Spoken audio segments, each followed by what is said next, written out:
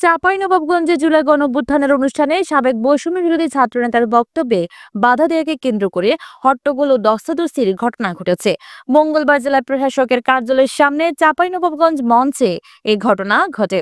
প্রত্যক্ষদর্শীরা জানান, জুলাই বিপ্লবের বর্ষপূর্তি উপলক্ষে জেলা পরিষদের আয়োজনে আমার চোখে জুলাই বিপ্লব অনুষ্ঠানটি সকাল 10টার দিকে শুরু হয়।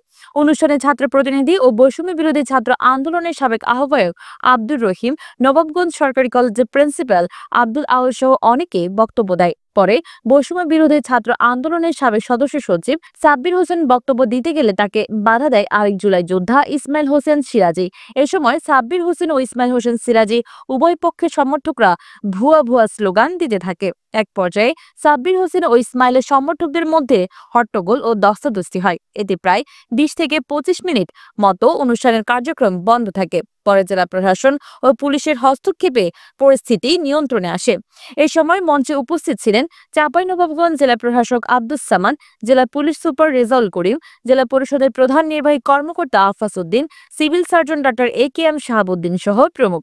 পরে বিষয়ে জানতে চাঁপাইনবাবগঞ্জ জেলা বৈষম্য বিরোধী আন্দোলনের সাবেক সদস্য সচিব সাব্বির হোসেনের ফোনে একাধিক ফোন দিলেও তিনি ফোন রিসিভ করেননি। জুলাই যোদ্ধা ইসমাইল হোসেন সিরাজি বলেন, 5 তারিখের পর অনেকেই তদবির করে ভুয়া কমিটি নিয়ে এসেছে। আজ তারাই স্টেজ থেকে আমাদেরকে ভুয়া বলছে। তাই 5 তারিখের আগে যারা আমরা মাঠে ছিলাম তারা ডিসির কাছে তাদের বিষয়ে অনুরোধ করি যাতে জুলাই যোদ্ধাদের কটূক্তি করে কথা না বলা হয়।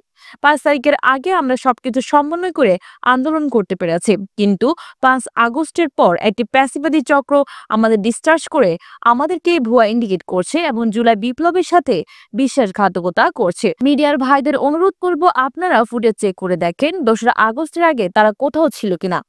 এছাড়া তিনি আরো বলেন, আজ পর্যন্ত চাঁপাইনবাবগঞ্জে আহতদের তালিকা চূড়ান্ত হয়নি। যারা সে সময় জেলখানায় ছিল তাদের কোনো রকম খোঁজ খবর নেওয়া হয়নি। তবে এ বিষয়ে জানতে যোগাযোগ করা হলে কোনো মন্তব্য করতে রাজি হয়নি চাঁপাইনবাবগঞ্জ জেলা বৈষম্য বিরোধী আন্দোলনের সাবেক আহ্বায়ক আব্দুর রহিম। এছাড়াও এ ব্যাপারে কথা বলার জন্য একাধিকবার যোগাযোগের চেষ্টা করা হলেও জেলা প্রশাসক আব্দুস সামাদ ফোন ধরেননি। Desk report, Chapai journal, Chapainawabganj.